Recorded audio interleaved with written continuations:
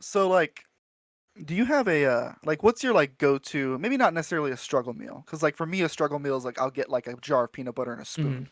But like what's like your go-to like I don't want to cook food, but I know I should cook food instead of ordering food. I'm just going to make this real quick. Like what's your go-to? Uh, Cuz so I definitely have like a at least a genre of food yeah. that I go to.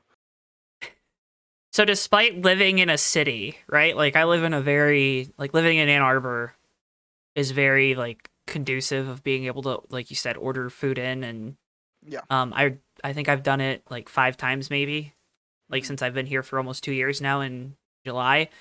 Yeah. Um so there's a couple things. Um Sometimes I'll just make a bag of popcorn, like microwave popcorn. For like dinner? Yeah. Damn. I mean, I've definitely had like my share of snack dinners before. Or and like one bag and that's it, and a bottle of water. Um I say damn as if I didn't eat Doritos for dinner after the yeah. podcast like 2 weeks ago. But anyway. Um or like I'll boil eggs if I have eggs. Okay, that's not bad. That's it. That's not bad. I don't know. I will usually make pasta. Yeah, I was gonna say that was it. Like freshman sophomore Yeah. year. Yeah. If I'm really lazy, I'll make cheese raviolis with no sauce and I'll just eat them like they're snacks. Yeah, And if I'm like feeling a little spicy, I'll make some red sauce and put some yeah, like sugar and oregano in it and call it a dinner, which is fine.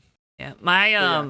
my big thing is like I just don't have like a lot of food in my fridge or my cupboards. Like I have a Yeah. lot of food in the freezer, Hmm. and it's like like steaks or ground beef or chicken or fish. Yeah. To kind of help with the purge eating or whatever you want to call it. Hmm. Um, it's just like an extra check because Yeah. that's where I get in a lot of trouble. So Yeah. I've had to I like I no longer buy snacks unless I like am really craving something. Like there's almost no snacks in the house, and if they are snacks, it's usually apples, bananas, grapes, strawberries, like something that will like something that'll scratch the itch as a mhm. snack, but isn't like horrifically unhealthy. Yeah. So that's been a big thing is just cutting out the snacks. And then my fridge is empty all the time too. I live alone. Like basically a single dude. Like Yeah, well, and that's why I like to I don't need a bunch of stuff in my fridge. that's why I like to tell people about the freezer thing, because right, because there's like this stereotypical, hey, dude lives alone, so his fridge has like a bottle of like his favorite condiment, It's got mustard like and half drank gallon of milk, like another bottle of mustard. yeah, maybe some cold cuts, maybe For me, it's like case half of drink beer. milk that's like 3 days or like a day or two away from expiring that you just use up right at the end. So make sure you don't waste the money. Hmm. That's what I do that all the time. Yeah.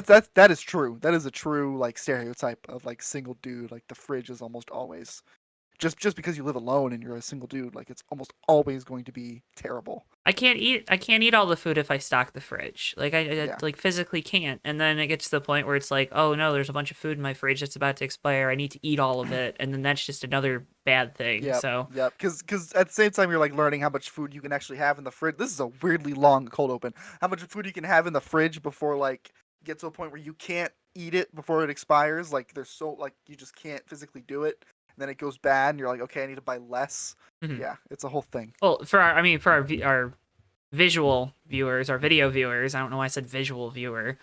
The Um, visual viewer. Visuals. Matt's not here, so I guess we can't have this conversation because he's got roommates or a roommate. So there's not Right. not as big of an Yeah. issue there. Yeah. Probably still an That's issue. true. Still like Yeah, it's probably different it's issues, but different. there's Yeah, yeah, yeah. yeah, yeah, yeah. We're very much in the same predicament. Although I got a growing little good boy that produces for us. That doesn't really. Producers. It actually, I mean, it does contribute because so I have to put pumpkin on his food, like just like canned like pumpkin, because it just his digestive system's not great Does about pumpkin keeping. help that? Yeah, it's like it's the Oh, fiber, so it helps keep oh, his yeah, yeah, yeah, yeah. number Okay, twos a fair little enough. more formed up. Fair enough. Okay. Yeah, that makes sense. Yeah, Not what I would have expected, but vet that makes sense. recommended. Love my vet, That does great make vet. sense. Bristol likes the vet too. Better. Got to find a good vet. You When you have gotta. a pet, you got to find a good vet. You don't, you're doing something wrong as a pet parent. Mm. That's a bold statement. And if you don't consider yourself a pet parent, then you're doing something wrong. That's a bold statement. You know what else is a bold statement? I don't know what's a bold statement. Winning 2 races in a row to start off the year. Oh my goodness. I'm sorry. Bold statement. Bold statement made by William Byron because he won twice in a miraculous fashion. Bold statement. To be fair, William Byron, mostly, and I guess largely, like, this comes down to like the 5 and the 24 being as fast as they are, but like it is kind of a bold statement, and you know, we'll get to some of the reasons that it worked out how Willie B won the race, because there was definitely some stuff at the end that contributed, but it does kind of change the complexion of the news week for William Byron to, like, you know, kind of stamp out a second win in a row. He's never won 2 wins on the trot. He's already equaled his most amount of wins in a season. We're very, early into the season. It's maybe it's not a bold statement, but it is at least a statement. I mean, he did It's that like by April underlined. last year too, and then didn't do anything the rest of the year. But he didn't win 2 in a row, and the Hendrick cars didn't look quite as strong. I know. Yeah. However, there is actually, never mind. I won't go too far ahead. I won't skip ahead. We can skip around the way we got the folks at home. I redid our show sheets to look a little bit better and also help me with keeping track of timestamps. So we can skip around. This isn't necessarily an order. I mean, I know what you want to. I think I know what you want to talk about. The hood louvers? Yes, the hood louvers. Yeah, it was like kind of like it was a story on the Friday, right? When NASCAR was going around checking them, like kind of out of the blue, and was mostly forgotten about most of the weekend because they changed them or whatever. And then that pesky Jeff Gordon brought it up post race. Pesky Jeff Gordon brought it up, and it's back in the spotlight. Denny was talking about it in his podcast. For the first time, I listened to the Teardown from Jeff with Gluck and Bianchi. Yep. Yeah, they were talking about it a lot. And there's a lot of talk going around. It might be. I haven't had the chance. So enlighten me. The general consensus is the consensus on the Teardown, which I was surprised by how candid they were about it, is that, like, there is a precedent for Hendrick Motorsports getting away with a little more, and they don't know what I couldn't believe they said it, but they don't know for sure what the penalty situation is going to look like for them. It could be huge, it could be minuscule. Depends on what they did. They have no idea exactly. It depends 100% on what they did. They also this got lost in the shuffle, but they also confiscated Justin Haley's louvers. I don't know if they talk again. I haven't. I literally just got back from a class 30 minutes ago, so I haven't had the chance to listen to those shows and kind of dissect that information. But it's funny that they said that. I couldn't believe it. Because they talked a little bit about the track attack program, and they were like literally saying, like, Hendrick was able to basically skirt around the testing rules. Yep. And they didn't get penalized for it. And I was like, wow, this show talks like this? Oh my god. But, like, I mean, that was one of those things where it was like, Yeah. Eyebrow, should you really be doing that? Yeah. But he also, like, they also talked about how even back then, a lot of teams, like that was kind of the more of the thing on, like, Denny's show, where Denny personally thinks that the Hendrick cars are screwed. They think that's going to be a huge penalty, but like the consensus among the teams was like they talked to NASCAR about track attack, and NASCAR was okay with it. Like apparently a lot of teams like brought that up, and it's been a thing. Like they talked about it, they were concerned, and they were brushed aside, and so it kind of comes back around to like we don't really know what could happen. We don't know it could have massive implications. The precedent was set last year with the penalty to Keselowski. With RFK. Exactly. Not just that one, and then also the penalties to the 34, and then to a lesser degree, the penalties that were levied against the 11 and the 18 at Pocono, right? Yep. The 34 and the 6 were definitely modifications of parts. Which it sounds like from our inside sources, that was a repair thing more than anything. But they probably gave themselves an advantage. If you're gonna repair it, you want to make it a little bit nicer. Yeah. Oh yeah. 100%. But and then the difference with the Gibbs thing was a addition, right? It wasn't any type of change to the piece, but they put that piece of tape on there and whatever it was worth, half a count in downforce or whatever. It's interesting because it's a weird area on the car, right? Because that's where the air outlets are. And they shoot the air up and over the car and around the car, and also for heat extraction from underneath the hood. See, this is why this is a fun way to do this, Davey, because we can add stuff as we're going, and it's a little bit nicer. So I am very curious to see what the problem is. Did some talking, and I had a train of thought, and then folks I was talking to had a different train of thought. As a materials person, I'm thinking maybe they made it out of a very similar material that you wouldn't be able to tell was different from the naked eye, and maybe it's a little bit lighter. Maybe it deflects more with the air. Other side of that, maybe they're doing some subtraction off of it. You know, maybe change the angle of the fins on the louvers. I think the louvers did change on the Camaros too this year. I'm pretty sure they changed on all the cars. I'm not certain, but feel like 95% confidence interval on that. I think they mentioned that there were changes to the louvers for like everyone. It's actually been like a manufacturing, like there is a little bit of merit to the idea that they repaired it because it's been harder to get those pieces. So I don't know why you'd repair a hood louver though. I don't know. Like what could have hit it or what could have happened to make it like you figure it doesn't add up totally. Yeah, that the repair. I get what you're saying. I don't buy that. That I don't buy. You know, I'm not like, totally buy it here, either. Mr. Hendrick, here's my money. You got me. Yeah. And if you are going to, if there is some way you're going to repair it and you're going to repair it, I wouldn't. I mean, you're going to make it better. Like we know that's how it works. I don't care. They can say it's a mistake, but they are. It's not a mistake. Nothing's a mistake in motorsports. They're not stupid. They're one of the best teams in motorsports. Yeah. So yeah, penalty reports Tuesday. We're filming this Monday night. It is 8:30 right now. Oh, I can't wait. Eastern on the East Coast. So we'll see. This will probably drop after that penalty report. So we suck. But hey, here we are. So I'm interested to see what happens if there's a penalty at all. Yeah, that's I feel like a lot of NASCAR won't be, like a lot of the teams won't be very happy about that. No. Because no. I mean they stamped down hard on teams last year that even Joe Gibbs, who it was a piece of it was literally a piece of like laminate tape that they added under the wrap. Yep. That is what it was. It was like however big it was, like quarter inch, eighth inch. I mean, that's nothing, and they got hit hard. Yeah, well, they got the win taken away. They got the second place finish, all the points, stage points. Yep. Entire race, they lost. You know, that could have an effect on, if it's all the Hendrick cars. Like, Chase is already going to suffer in the playoffs if that 9 team gets a. So that's not going to hurt his driver points. It'll hurt his owner's points, though. The owner points, the ones that like quote unquote matter. Yeah, I mean, 100-point penalty means nothing now.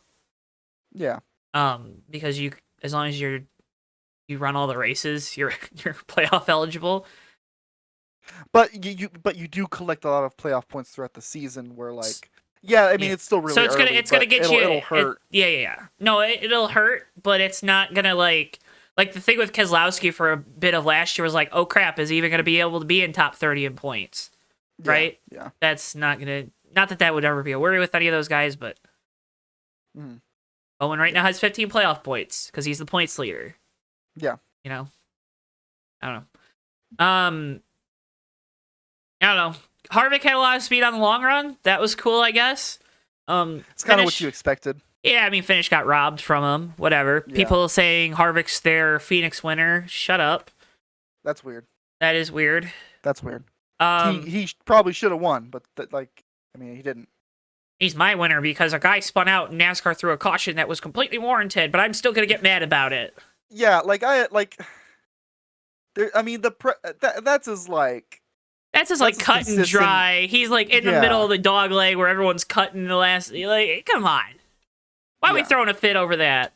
Yeah, why are we throwing a fit over Mike Joy trolling people on Twitter? Like, come on, yeah. why are we throwing a fit?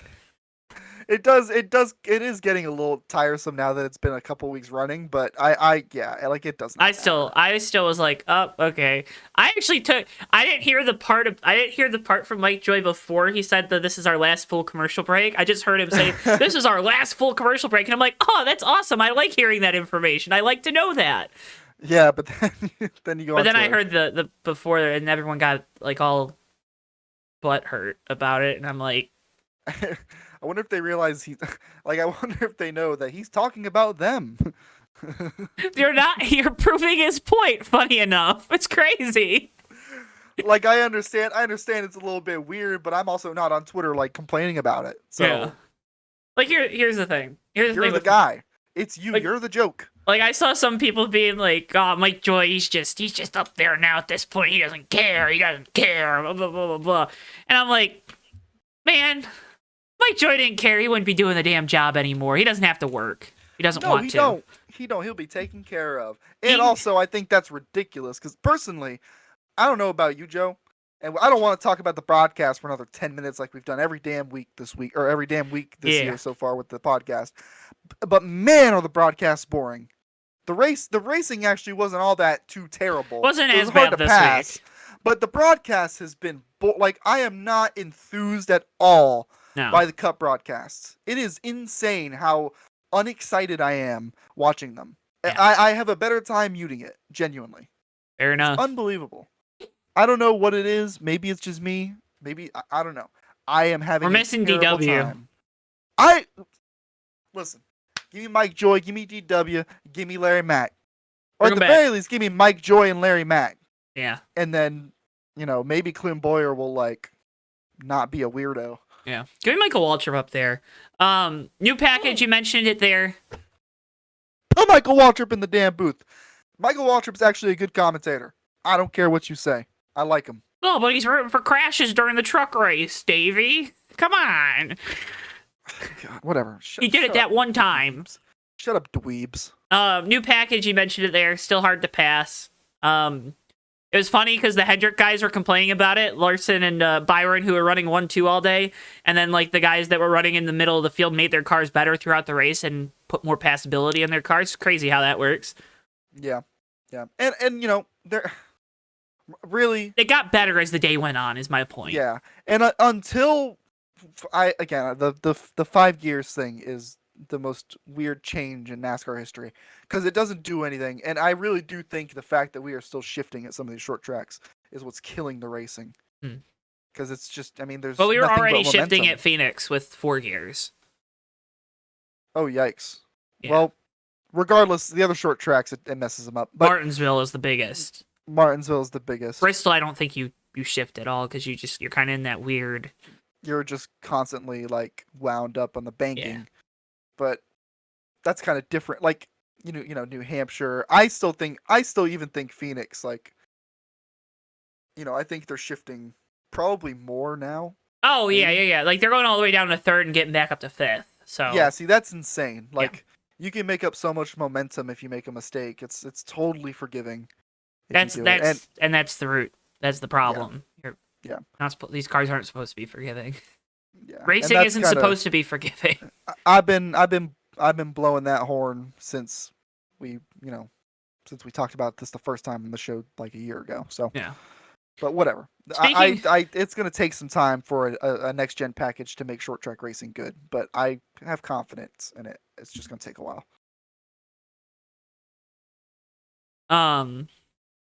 Someone just asked on one of our videos how much is a iRacing setup. I don't know, Lightning McQueen. How much is an iRacing setup? I'm assuming it was one of our shorts that you can find on our JTN feed where we post little clips of all the races or this podcast. So go check that out. Speaking of not forgiving and unforgiving, I don't know what Denny Hamlin was doing at the end of that race. So he talks about it. He does talk about it in the podcast. Yeah, I'm sure he was really facetious with it too. No. Okay, good for him. He wasn't. He said he felt like he still owed Ross. Ross had got I think he got him at the Clash, and I think Ross has also done some. I think Ross pushed him through the corner last week too, but he said he still felt like Ross was owed one more. And so he got into the corner and he was plowing tight, and he basically admitted, he's like, yeah, I'm not making this corner. He's coming with me. And Yeah. so he just kind of like let the car kind of wind out and stuff him in the fence, and he admitted he was dumb for losing as many positions as he did.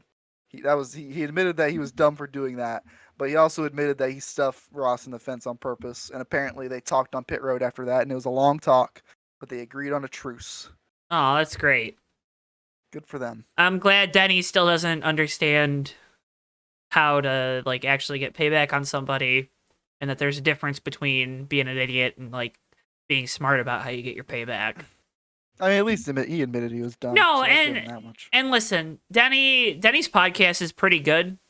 It is. There's layers to it, and you have to understand the layers, because I think he is falling into the trap that sometimes some other folks do on podcasts. We're guilty of it too. Sometimes when you talk a lot, you start to think you know more than you do. Yep. Just the case. And sometimes you come off as a little egotistical. Whatever. I'll have to listen to it, but the way I see it, maybe Danny just doesn't know how to give people payback. Maybe that's why he never gets anyone back, because he still feel like he hasn't gotten Joey back. Still owes Joey one.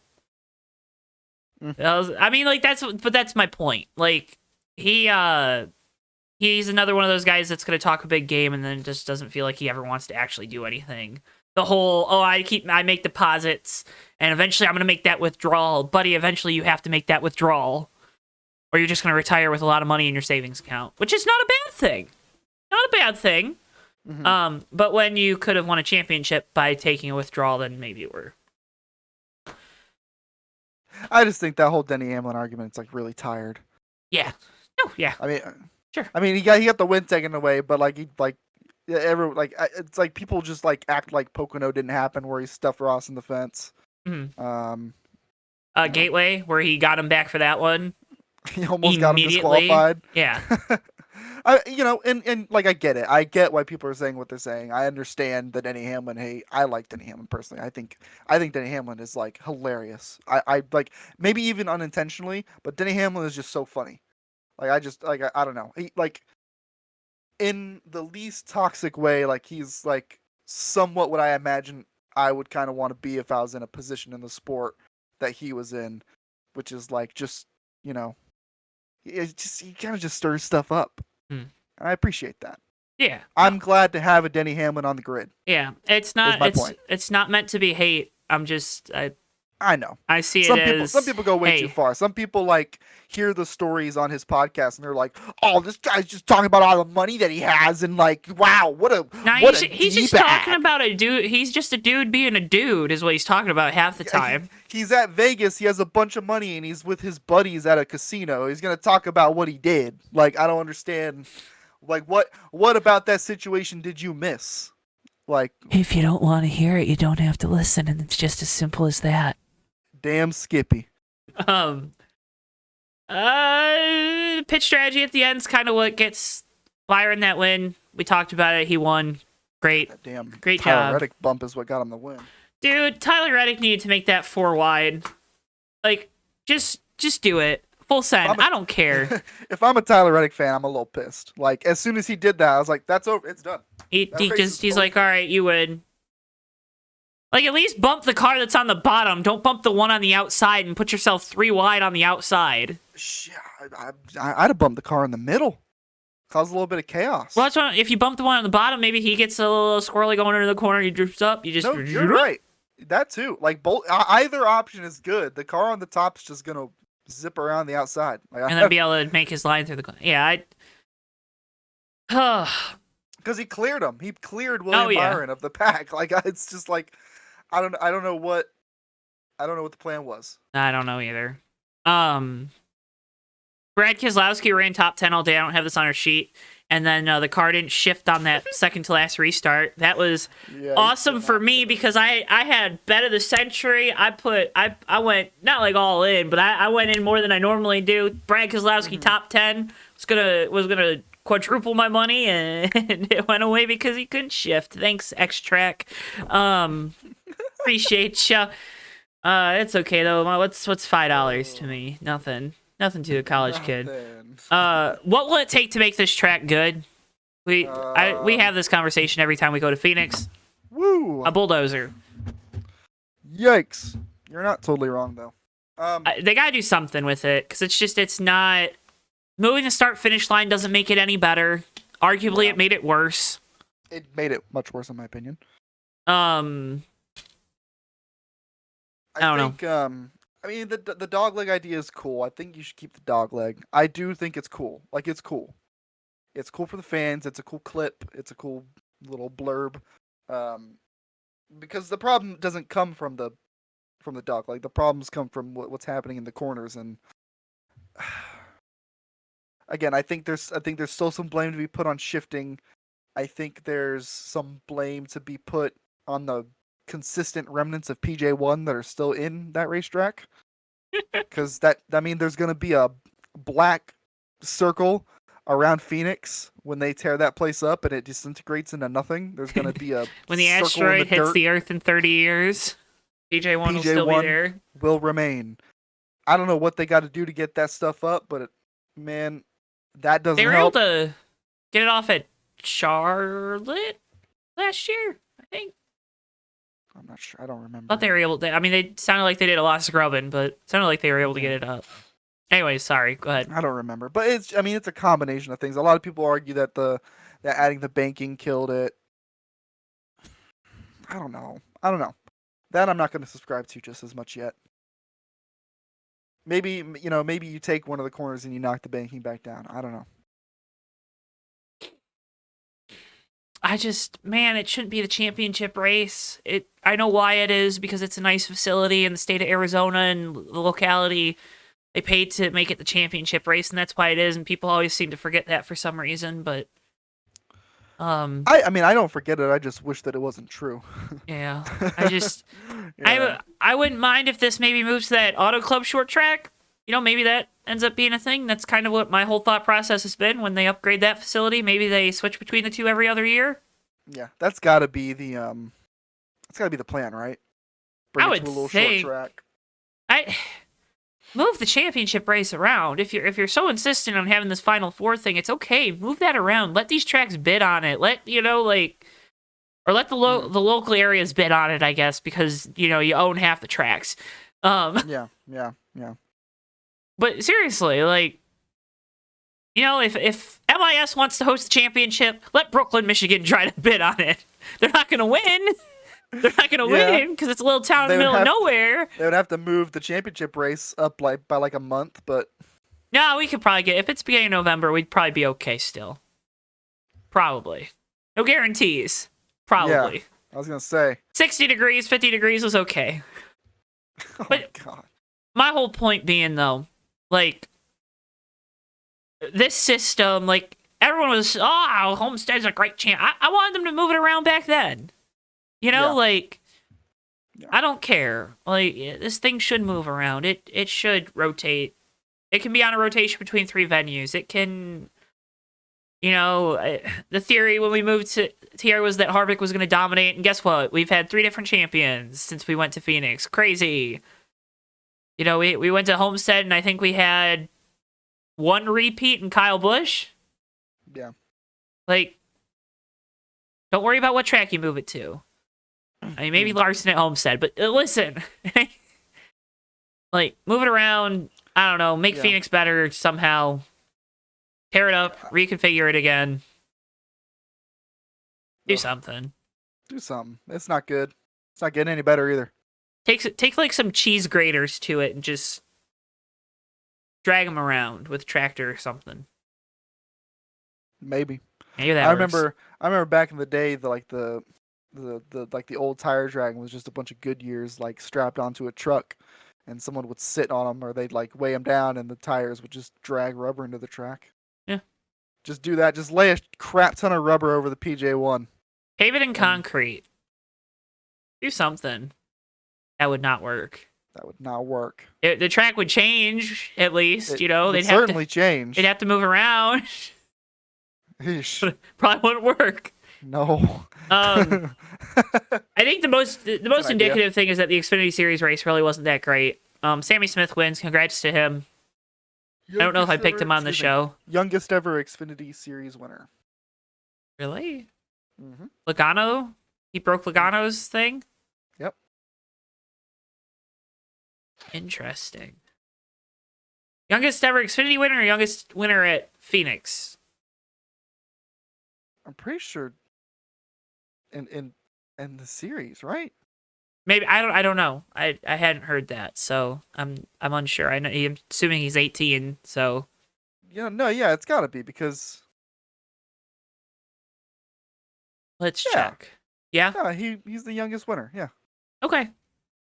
Well, good for him. yeah, good for him. Not Great. that I really care, but Yeah. Joe Gibbs Racing wins. Ryan Truex finished second, so that's cool, I guess. his best ever finish in the Xfinity Series. Yep. And I think he was kind of running Sammy down at the end. Couple of teammate situations in the Xfinity race. The JRM boys and the colleague boys didn't want to play nice. I didn't see the colleague one. Well, the colleague one was Chandler Smith and Kyle Busch on the last lap. Oh. Yeah, they had a little thing. They gave up third and fourth, I think. Oh. Or fourth and fifth. One of the two. Whose fault was it? That I don't know. I haven't seen a replay of it. I just heard about it. Oh, okay. They didn't show it on the broadcast. I don't. Oh, of course. I don't think. Of course.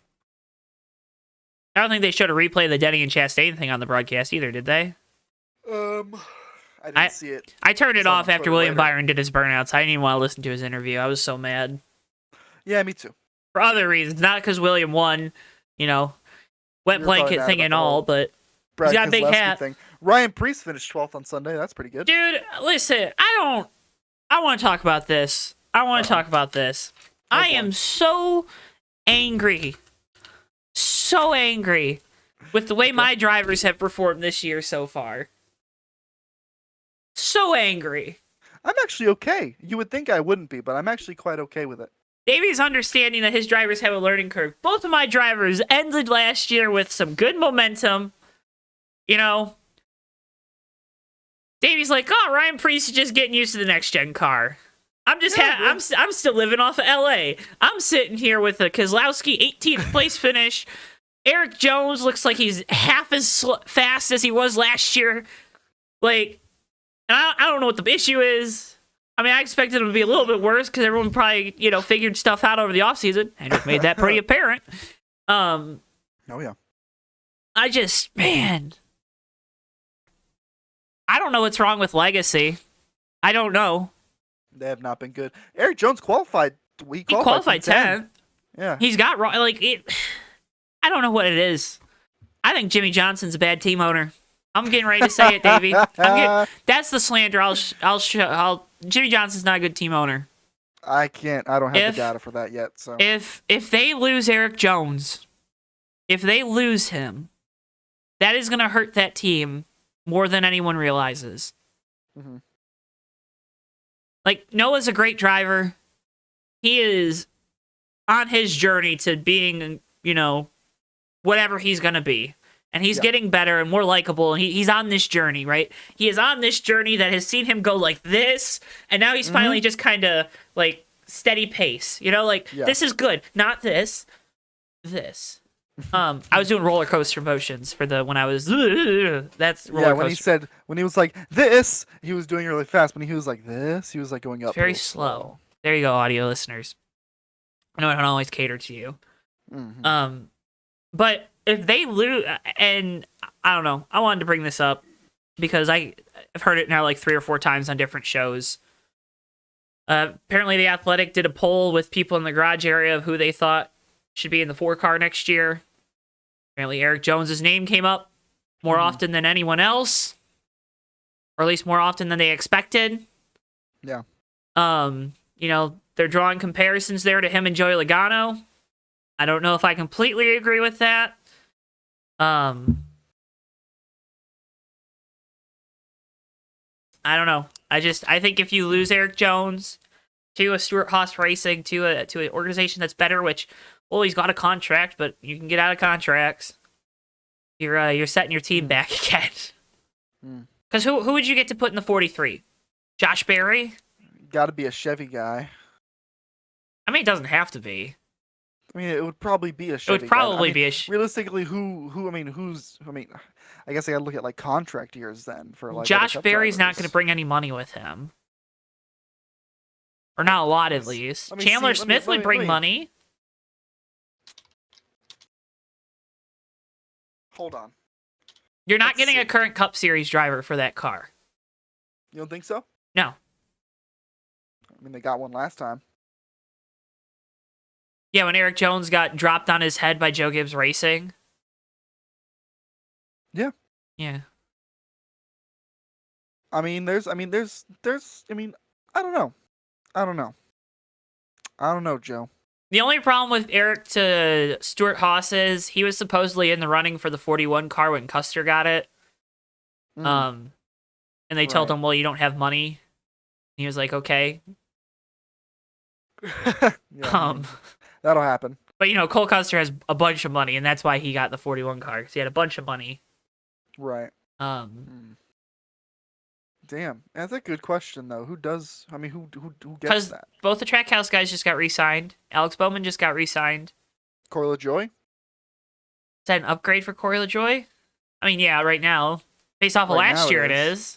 Yeah. This year, it's kind of like this year, looking actually, like, it would be a back. No, yeah, you're right. It'd be about the same thing. I'll take that back. No, who goes there? Ty Dillon ain't going back. No, it's got to be an Xfinity guy at that point, right? So that's why I say, gotta be. Josh Berry. He's obviously getting some run in the Cup Series in the 9 car. Congrats to him on the top 10. Austin Hill. Yeah, he's earmarked for a third RCR car, I think. Sheldon Creed? Yeah. I don't think he's anywhere near ready. No, he's not. But he did. I mean, hey, he spun out in the Xfinity race. He still finished third. I still don't think he's anywhere near ready. I don't know. I think we'll see this year if he is or not. I think probably. If he's not, probably. I think if he's not winning races this year, he's not. But just because like by the end of the year, say you have 3 wins, I don't know if that necessarily makes you ready for the Cup Series. That's a good point. Because Ty Gibbs and Noah Gragson are struggling, and I think we'd agree that they were both ready for the Cup Series. Yeah. So if that's your bar of 5 wins and Final Four and championship contender and race win competitor every week in Xfinity, yeah. I don't know if 3 wins and kind of being up and down the top 10 all year kind of get you in that club. Okay. Yeah, no, I see it.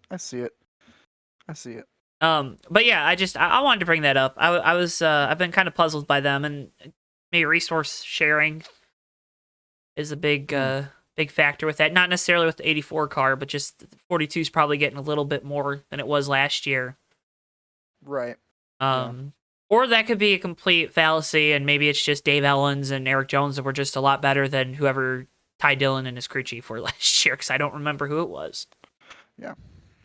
But plus, I guess Fontana, but we'll probably see more of Eric Jones when we get the tracks that he's really good at. So this was my thing with Eric was, I know he did so well at Fontana last year, and I think a lot of people went into that race thinking, okay, he should try it. Maybe he competes for a top 10, top 5 finish. I went into it with the expectations of, maybe a top 15 finish based off of where he ran at Michigan in August. Mm-hmm. Because, again, more time, the bigger teams have bigger budget, they can do more research, they have more data for their sims, they blah, blah, like all these different factors that I don't think people, when you're looking at year-to-year comparisons, maybe you don't think about. Mm-hmm. And I was disappointed with the speed there. I don't even remember where he finished. I think he got a top 20. He got a top 10. I don't know, but definitely wasn't as quick, right? Vegas, he was running top 10 last year when I think he did a silly off of turn 4, and wrecked himself off of somebody. But he had top 10 speed there. Right. So I don't know. I guess when we get to Darlington, which apparently is his racetrack now, he owns it. He's bought it. We'll see. But I'm worried. I am sounding the alarm on Legacy Motor Club. Wee. It's still early. It's like a yellow alarm though. It's not like a red alert, red alert. It's like a hey, caution, hey. And wherever he finishes this week, Atlanta means nothing to me. Yeah, Atlanta does not. It's not going to be indicative of anybody's speed, probably except for like a select few, maybe Bubba Wallace or whatever. Like, because that team's good in super speedway races. I bring up the legacy stuff because there's a lot of slander towards your guy, and I just gave my little thing about my guy. I think for about I don't know 5-10 minutes. It was yeah. You really gave it the beans there. I've been thinking about it a lot. I wore my Eric Jones hat today. You know, I wore it with pride, but I'm a little sad wearing it too. You know, so I wanted to give you 5-10 minutes, get some stuff off your chest. Okay. About Mr. Driver, the number 84, and go ahead Jimmie and start. Johnson, got announced. He's running the Circuit of the Americas race. I don't think it was officially announced. I think people just found it on the crew portal. But yeah, he's running COTA. He's running COTA anyway. Someone announced it. Maybe it was them. Maybe it wasn't. It was the front stretch. Yeah, they announced it. And I saw a lot of nonsense about like, oh, I wish he would have, chosen to run an oval instead, because, he's just he's terrible on the road courses. I was gonna hope he could build his confidence back and like, have some good runs. And then I saw people saying like, yeah, I don't know why he's running the road courses. He was always awful at them back in the day, and Jeff Gordon was so much better. I'm not joking. I'm not bringing up Jeff Gordon. Someone brought up Jeff Gordon. Jeff Gordon was always so much better. I don't know why he didn't get tapped for the Le Mans ride, the Garage 56 car. Why didn't he get it? Because he's a much better road course driver than Jimmie Johnson. What a miss, Jimmie Johnson. I'm afraid Jimmie Johnson's gonna crash the car and embarrass himself in June in Le Mans. Those are real Reddit comments I read, and I had to like look back like to confirm what I was thinking, because like as far as I was concerned, especially like near the end of his NASCAR Cup Series full-time career, he wasn't bad on the road courses. He almost won the Roval. He had like if you take out that Watkins Glen race, I'm pretty sure he wrecked in that race. And that was the one Chase Elliott won where he finished 30th. His average finish on the road courses since 2018, statistically his worst years in the Cup Series, he has an average finish of 11th on the road courses. Is he going to haul ass? No. But this idea that he's awful, I just don't. It just stems from the fact that he wasn't good at the road courses in IndyCar, which is like the most unfair comparison that I could ever even imagine in my life. And I just don't get it. Joe, his average finish at Sonoma is better than his average finish at Charlotte, the oval. He is not terrible at road courses. And so here's my other thing. I heard a lot of people say like, oh, well, during those years, Chase Elliott won all the road courses. And, his contemporaries like Kyle Larson, and Kyle Larson won a championship with that team the next year. And Jeff Gordon was always really good at the road courses. All right, well, how about this? You just named 3 drivers who are unarguably 3 of the best of their generation, especially at road courses. What are you talking about? Get it together. You're stupid. You have no idea what you're even saying to me. Like, the words that came out of your mouth, you did not comprehend in your head before you said them. You're not making any sense at all. Anyway, Jimmie Johnson is actually pretty decent at road courses. He, was one of the few Cup drivers who did the Rolex 24 and didn't completely hold his team back like Kyle Larson and Jeff Gordon did. He wasn't very fast, but he wasn't as slow as they were. So, anyway, that's all I have to say about that. If you try to tell me that Jimmie Johnson isn't good at road courses, I'm gonna lose my head, because it's not real. Does he beat Kimmy and Button? That's an interesting question, because they both have experience at COTA in some way, even though it's in an F1 car. He doesn't. But I don't think he's ever raced at COTA. Stock car but he has more stock car experience. He was testing the Garage 56 car at COTA, though. Okay. That's fair then. And they're also getting an extra hour of practice at COTA. That's a good question, because Kimmy was doing decent in his debut. He was around what, like 22nd, 25th He was in the range? 20s. He was in Yeah, the 20s, fine. and he was getting better throughout the day. That's totally fine. I suspect Jimmie could run better than that, especially in a Hendrick car. In the Legacy car, I don't think so. Not so much. Jensen Button is going to have a really hard time in In the the Rick Rick Ware Ware car. car. I'm sure it'll It's have a a lot of Stuart Stuart Haas Haas car. prep. Yeah. I'm sure it'll have a lot of Stuart Haas prep, but that doesn't change the fact that it's under Rick. It's It's definitely going to be not as good it's as like Chase Briscoe's car. yeah, Chase Briscoe and Kevin Harvick's cars are going to be way better. Yeah. And I believe Kimi can pull out a decent finish. Kimi is like Kimi Raikkonen's again much in the vein of Kyle Larson, Jeff Gordon, and Chase Elliott at that time, at least on road courses.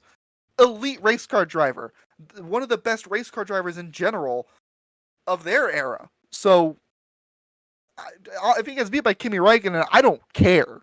Kimi Räikkönen's good. Like, that's fine. Right. That's like saying I got beat by, like, I don't know, Lionel Messi nutmegged me, like, playing soccer. Like, you're not gonna, like, come at me like, oh, he's so bad at soccer. Like, I might not be good at soccer, but it's Lionel Messi. Like, it's the best. I'm sure there's a American sports reference someone could make there. I'm not gonna make it because I only watch NASCAR. So, anyway. Home run Point derby being, with Babe Ruth. there you go. Sure. Is that a good one? I don't know if it's good or I not. don't know if it's a great one, but it's fun. Regardless, don't be weird. Jimmie Johnson wasn't that bad at road courses. Don't tell me he's gonna crash the car and embarrass himself at Le Mans. Like, Yeah, but he that's just destroyed his stupid. legacy. Haha, legacy. Driving IndyCar on the road courses. Yeah, just totally destroyed it. He actually had his 7 championships stripped away. They were given to Jeff Gordon. Well, Jeff Gordon's name's on the on the owner's title too, right? So he did. Yeah. Anyway. I mean, Jeff Gordon has a lot of championships, man. Okay. Anyway. Think about how many championships Jeff Gordon has. He has his 4. He has Jimmy's 7. He has the 4 that he didn't win. He has those. Yep. He has Chase's. He's got Chase's. Got Kyle Larson's. Yep. Jeff Gordon is like a 12. Probably gonna have William Byron's this year too. Oh yeah. Well, let me just say, by the way, Kyle Larson had the car to beat on Sunday. Maybe next to Kevin Harvick. I don't think he had William Byron. Harvick had the car to beat. Harvick had the car to beat on the long run. I think Kyle Larson. No, I think Harvick just had the better. best car. I think Larson was better than Byron, though, at least. Oh yeah, Byron is like running 4th there. No, I know. I'm just saying. Yeah. Because Byron did win that first stage, but once he got in dirty air. he was not. Dirty air. He was nothing. Let's not. I don't even want to have a talk about dirty air right now. All right. Well, we're heading to Atlanta. All three series are in Atlanta this week. Hoping that the racing's somehow better than last year, especially the spring race, because my God, that was a slog. Let's run single file for 3 hours. They moved the pit entry. You like that? That's gonna be terrifying. Why? I mean, the first time we ever wreck on the backstretch that collects cars that are coming around for a pit stop, it's gonna be absolutely insane. It's gonna be funny. But it's gonna I be don't know. insane. I think people you're gonna be slowing down halfway down the back straightaway to get down there, right?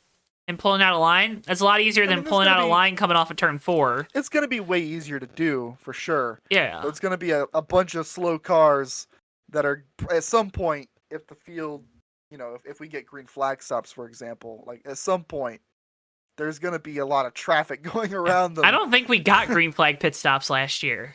Yeah. I don't know. I just think it's going to be a fun little mess. I don't really care that much. It's going to be interesting, though. Well, Chase can't win. So that's cool. Don't have to hear about the siren. The siren. Do you think Chase will be there this week? Oh, no. He's not. I bet he doesn't show up to the track once while he's injured. I bet. I wonder if he's still in Colorado. I bet even if he wasn't, he wouldn't show up.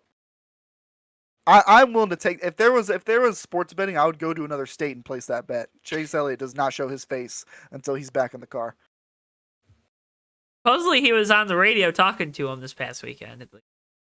Yeah, sure, okay. Called in from home. Yep. Yeah, I bet he did. Chase Elliott Chase Elliott flies from Georgia to Charlotte for team meetings. That's. Just go on Zoom. Anyway. Truck picks. Who you got in the truck series? Race trucks. Who do I got in the truck? Oh, God. I'm taking Chase Purdy just because it's funny. I'm going to go Nick Sanchez. Xfinity. So I didn't pick Parker last week, and he ended up getting he had a brake problem in qualifying and had to go to a backup car, which they had like an hour to prepare. So I don't know what the right move is with that. So I'm gonna leave it alone one more week. But I'll go Josh Berry. All right, I like it. I'm gonna take Sheldon Creed because he's got to win. So I'll just keep picking him until he does. Yeah, I feel like it's hard to bet against the junior motorsports cars as long as they don't do what they did at Daytona. But They probably will. and And then the Cup Series race is only 400 miles this year instead of 500. Roo. Hooray. You go first this time. I'm just going to take Eric Jones because I want him to win. Josh Berry's going to sweep the weekend. He's going to put Chase Elliott out of a ride. Could you imagine? Oh, the takes we could have next week. Woo! I would be so happy. Just for the pure fact of the absolute shit I could spew afterwards. Should Josh Berry take over for Chase Elliott full time, even when Chase is back? Wins this season. Chase Elliott, 0. Josh Berry, 1. Who's better? Stats don't lie. Got himself a top 10. That was cool to see him get a top 10. Yeah, even though it was definitely not a... It was not earned, technically. I mean, it was. But it was earned, but it wasn't deserved. It's not where he ran. Yeah. It's not where he ran. Not where he ran. That's a good way to put it. I guess all finishes are deserved. Yeah. Still, I mean, I would...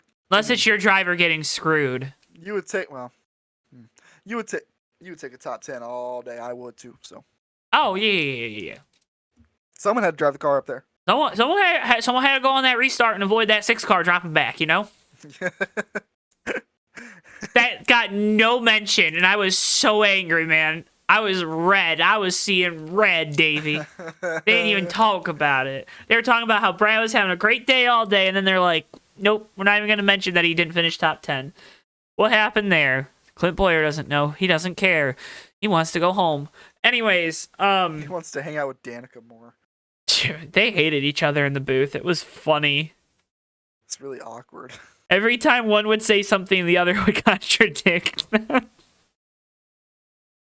So weird. It's weird.